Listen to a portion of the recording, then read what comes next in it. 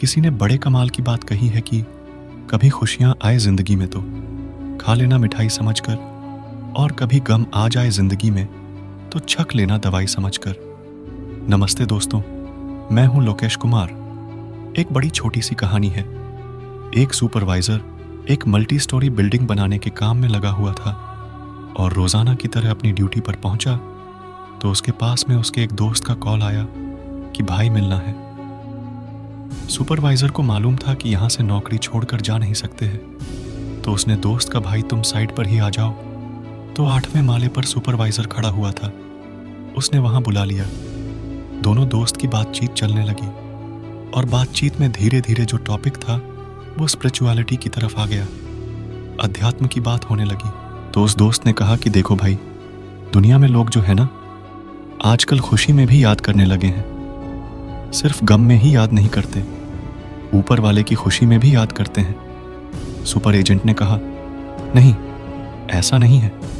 बहुत कम लोग हैं जो खुशी में याद करते हैं, वरना पूरी दुनिया सिर्फ दुख में ऊपर वाले को याद करती है। तो सुपरवाइजर का दोस्त मानने को तैयार नहीं है।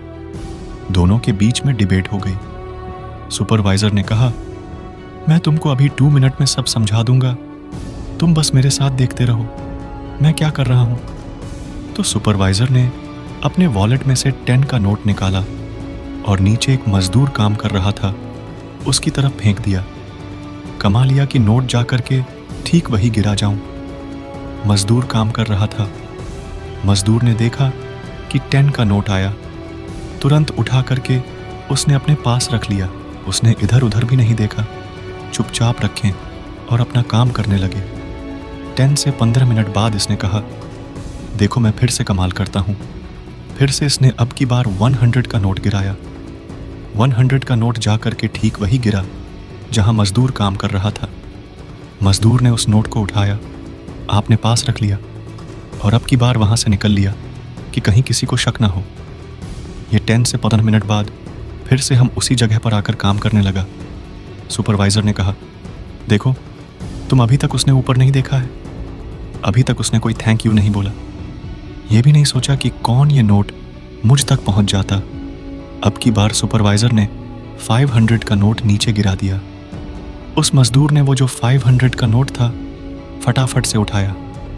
बहुत खुश हुआ कि वाह क्या बात है, जैसे लॉटरी लग गई। उसको भी अपनी जेब में रख लिया और फिर वहां से निकल लिया कि कोई शक नहीं कर।